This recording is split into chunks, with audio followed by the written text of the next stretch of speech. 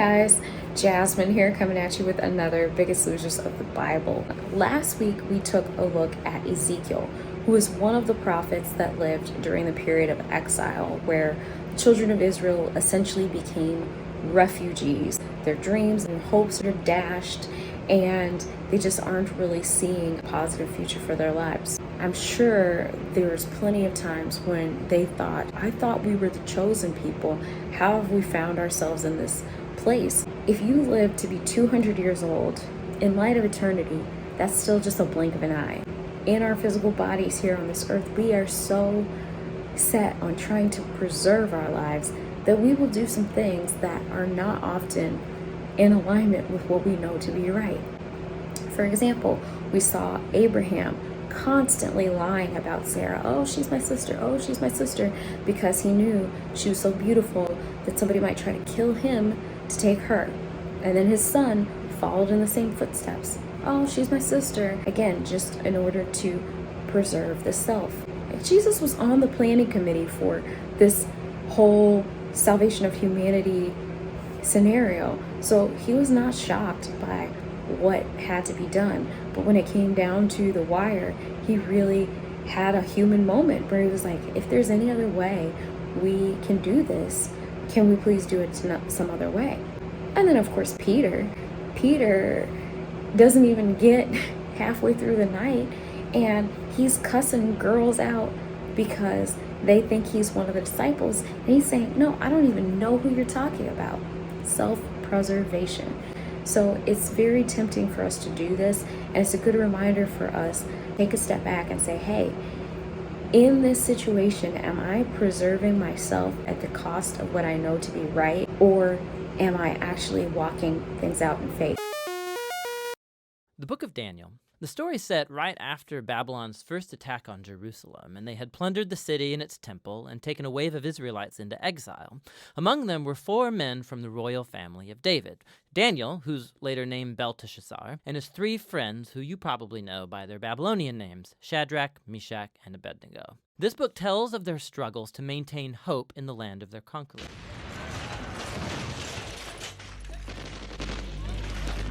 On the 7th of March 1984, Jeremy Levin's world was turned upside down. He was kidnapped by Shiite Muslims while walking to work in Beirut, Lebanon. You and I may never be held hostage by terrorists like Jeremy Levin was, but each of us faces difficult and discouraging situations of our own. How can we successfully endure the challenges we face? The Book of Daniel contains some remarkable prophecies about how history will come to a climax. It gives us a picture of last-day events, but it does more. I believe this book shows us how to live in the end time. The stories of the Book of Daniel reveal the character qualities of faith, courage, prayer, and perseverance necessary for living just before the coming of Christ. Well, to understand more specifically how we can survive and even thrive in the midst of trials, let's go back and take a look at another Hebrew hostage, a young man held captive in Babylon. In the year 605 BC, a great warrior king named Nebuchadnezzar led his army through the grand Ishtar Gate of Babylon and struck out westward on a mission of conquest. After defeating the Egyptian army at Carchemish, Nebuchadnezzar turned his attention to Jerusalem. The Babylonians besieged and plundered the city, looting the temple and carrying off many of the sacred golden vessels. Daniel, a young prince, was captured, and with the cream of the city's youth, he was carried off to Babylon as a war hostage, where he remained in exile for the rest of his life. When the young Hebrew walked through the splendid gates of Babylon as one of a trail of captives following behind victorious King Nebuchadnezzar, he heard this kind of mockery. If your God's the true God, why is Jerusalem in ruins? Why couldn't he protect you from us? Why did he allow you to go into captivity anyway? These must have been extremely difficult questions to answer. It seemed as if the God of Abraham, Isaac, and Jacob couldn't even defend his own city, Jerusalem. Nebuchadnezzar didn't place Babylonians as rulers over conquered territories. That would only encourage rebellion. Instead, he selected native peoples from these places to be trained and brainwashed in Babylon, so they would rule their own captive cities as his puppets, of course. Then the king ordered Ashpenaz, chief of his court officials, to bring in some of the Israelites from the royal family and the nobility. They were to be trained for 3 years, and after that, they were to enter the king's service. By a remarkable turn of events, Daniel the hostage became Daniel the prime minister of Babylon and the king's most trusted advisor. In fact, he prospered under the reign of 4 kings. Watch as Daniel, a captive in a strange land, gives us the important first clue. As soon as Daniel and his companions reached Babylon, the pressure to conform began to build. We can see that in the new names given to these Hebrew captives. When a Hebrew mother named her child, the name most often stood for character qualities she desired the child to have, or some significant aspect of Hebrew history. The name constantly reminded the child of his allegiance to the true God. Daniel's name in Hebrew means God is my judge. This young man was continually reminded that he lived before the God who sees all things. But the head of the eunuchs in Babylon gave him a new name, Belteshazzar. This name means, may the goddess Bel protect the king.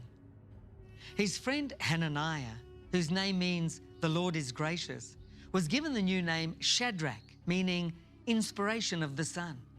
Mishael, whose name means godlike, was now called Meshach, meaning like the god Aku. And Azariah, whose name means God is my helper, was given the name Abednego, meaning servant of Nebo.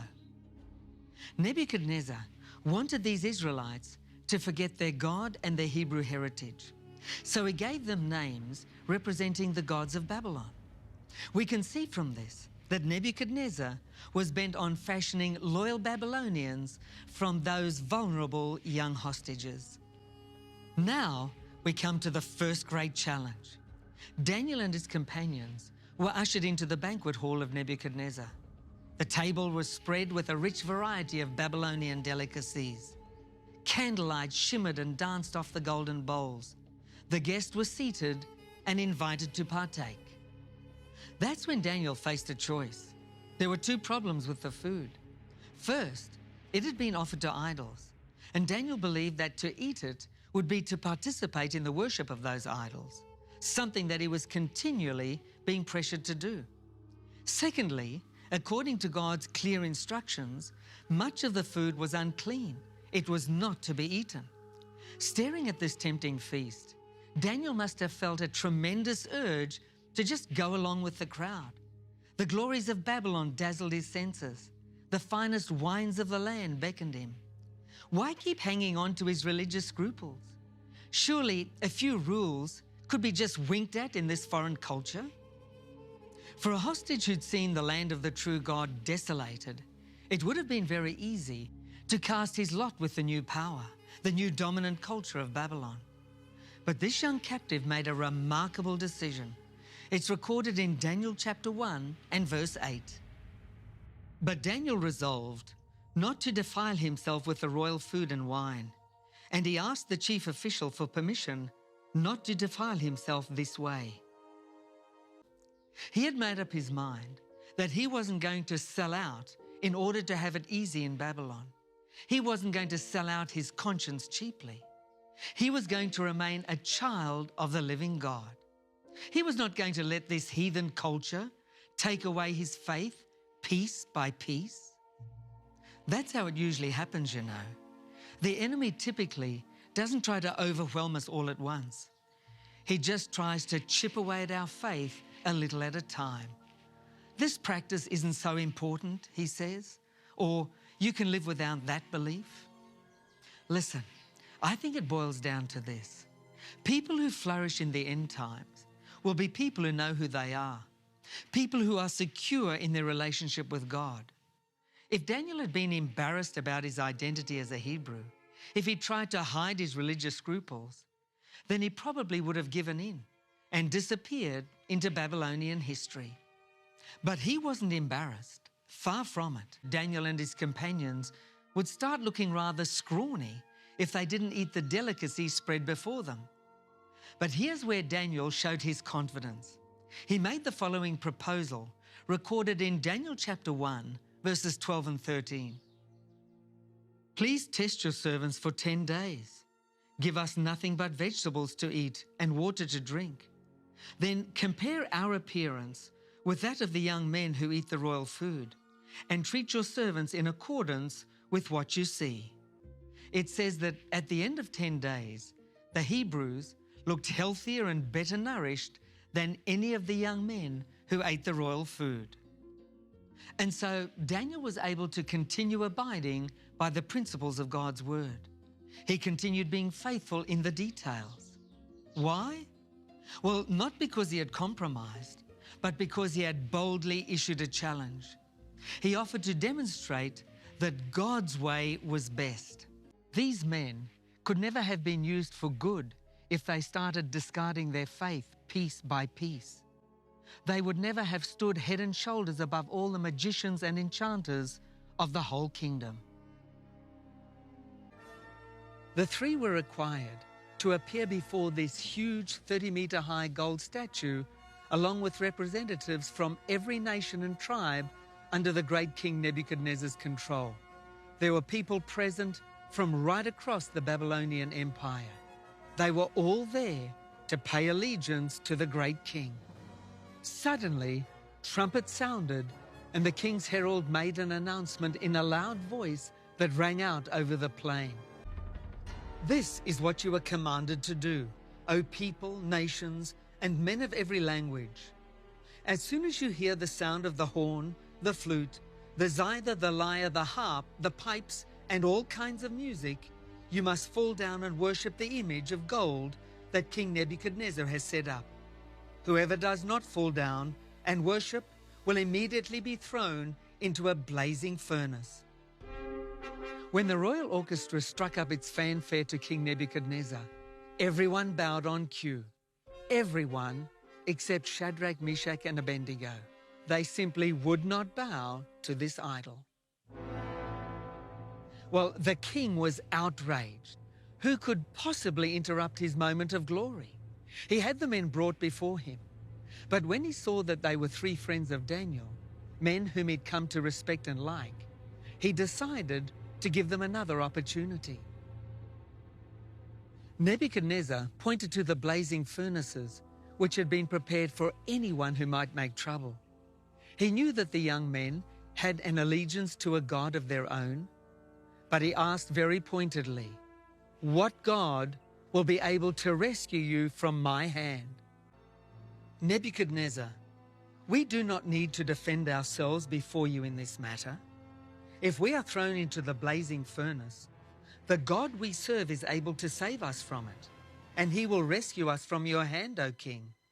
But even if he does not, we want you to know, O king, that we will not serve your gods or worship the image of gold you've set up.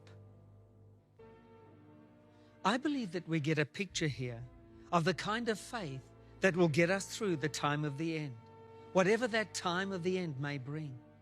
These three young men had their eyes fixed on how great God is, not on how the fires were.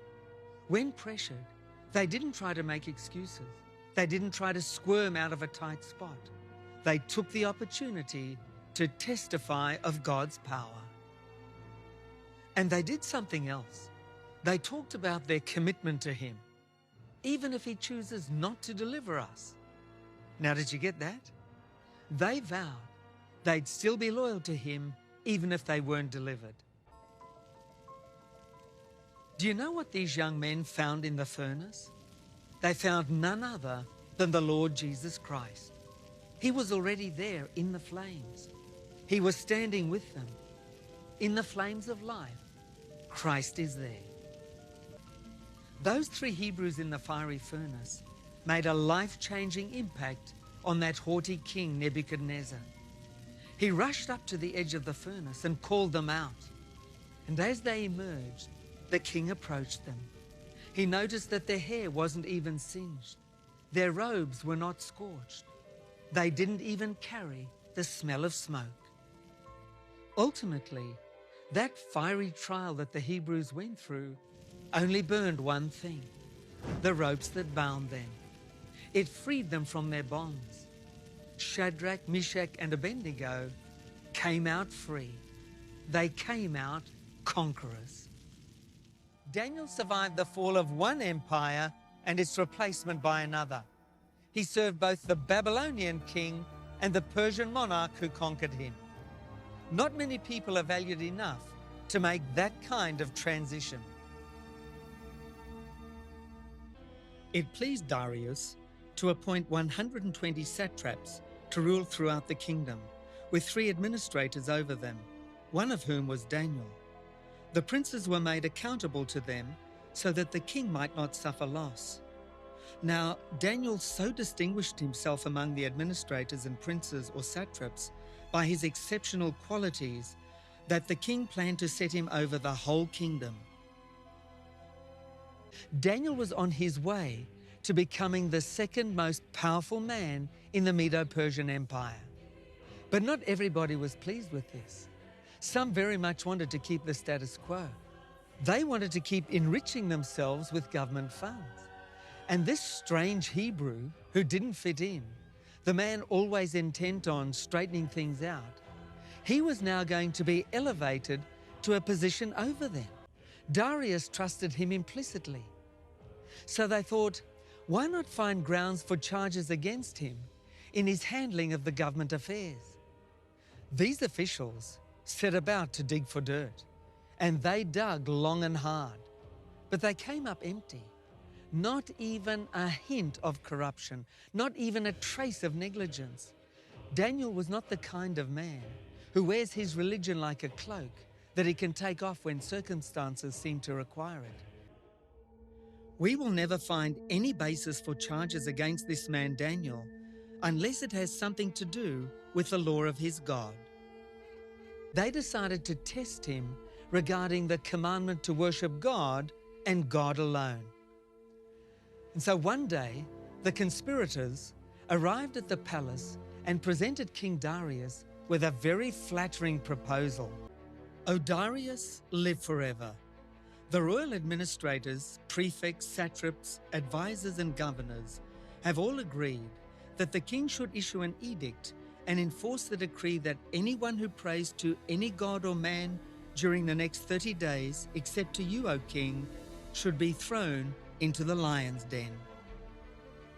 These men suggested a sort of King Darius month, a 30-day period in which everyone would honor the monarch exclusively. Well, naturally, Darius took a liking to the idea.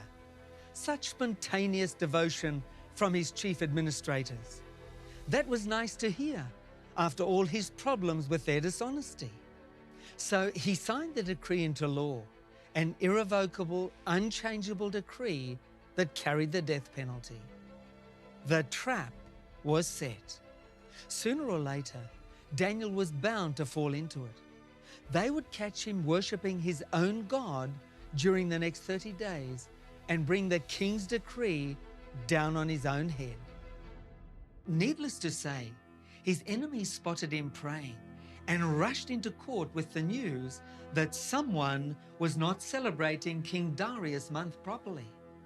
When he learned who it was, the king was dismayed. He realized he'd been tricked into signing the death warrant of the one man in his empire who he trusted completely. But his hands were tied. The law could not be revoked. Let's read what happened in Daniel chapter 6, verses 16 and 17. They brought Daniel and threw him into the lion's den. The king said to Daniel, "May your God, whom you serve continually, rescue you." A stone was brought and placed over the mouth of the den. That might not be much comfort to any of us. Well, the grate was closed and the stone was lowered into place overhead, sealing Daniel in with those hungry beasts, and appeared to seal his fate.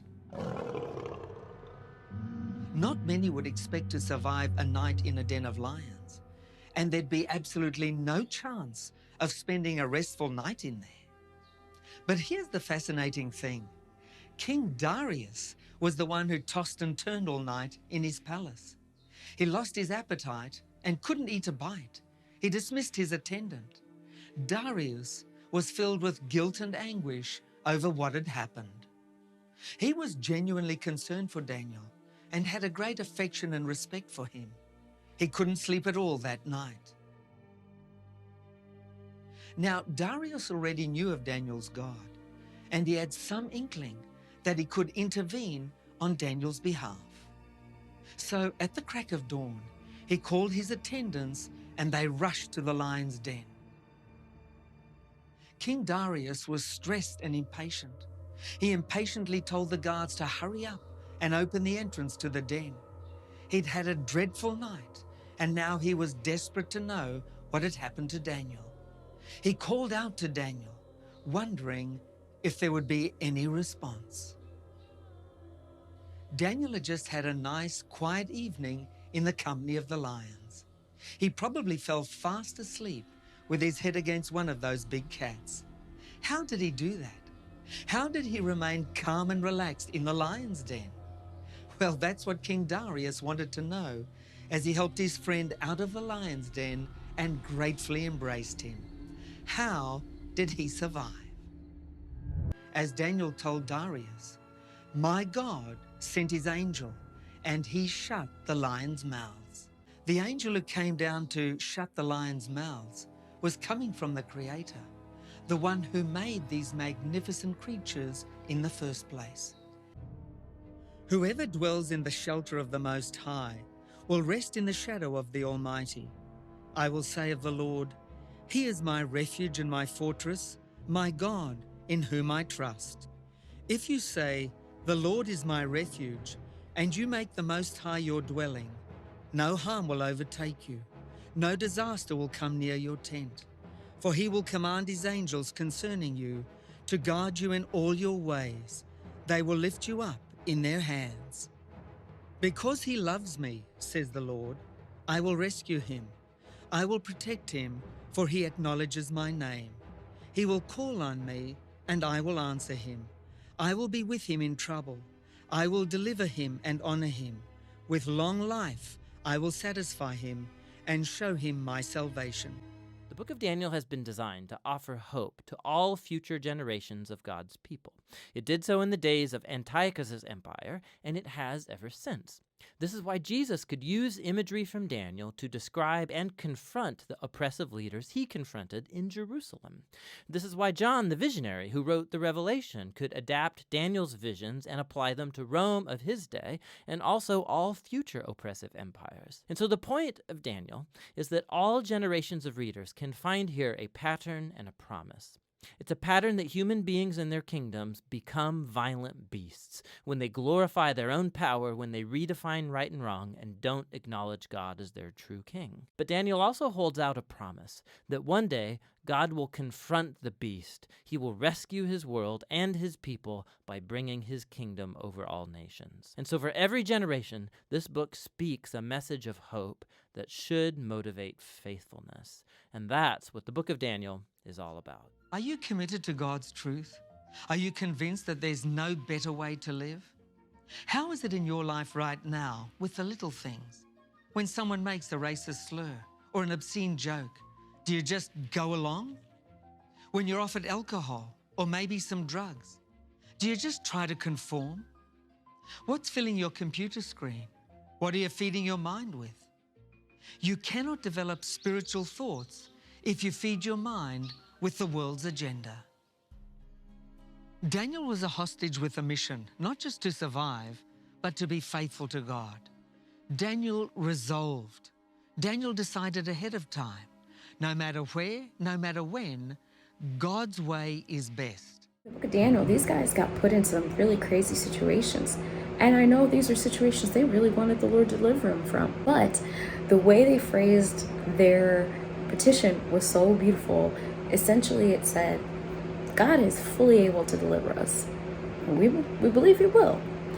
But if He doesn't, we're still going to stick by our convictions. And that is probably what made all the difference for them, is their true, genuine heart and willingness to say, even if the Lord does not deliver me, I'm not going to change my opinion, change my convictions, because we can't sway his hand. Father, Son, Holy Spirit, they have a council meeting and they determine in their own wisdom what the best courses of action are. And if the request that you've made does not fall in line with those plans, then it just won't be answered, and we are not going to sway God's hand on some of these things. And that's okay, and we have to make our peace with the fact that God has a much bigger, global, generational timeline that he's looking at, and in his own wisdom, how each piece impacts each other piece is really something that we will never be able to comprehend. So just remember, even Jesus had human moments where he was tempted to self-preserve. Our convictions at times may come to the point where we have some pushback, and best case scenario, it's not pushback that threatens your physical life. But even in the cases where your physical life is threatened, are you able to get to the point where you say, God is able to deliver me from this, and I fully request and expect that he would. But even if he does not, I am still able to trust him and believe that his plans are good, and that there is something here in this scenario that I don't see that's going to be of benefit to me, my family, my country, the generations of people around me, the people that I'll encounter, and that my life is going to be more blessed following and enduring this situation than by caving and shifting my convictions. So that is all I've got for us today. I hope that you enjoyed. Do not forget to like, share, subscribe, turn on your notification bell, because you will not get notifications if you do not have a little bell on. And let me know what you think in the comments below. I hope you guys enjoy. Have a great rest of your week, and can't wait to see where it takes us next time. Bye, guys.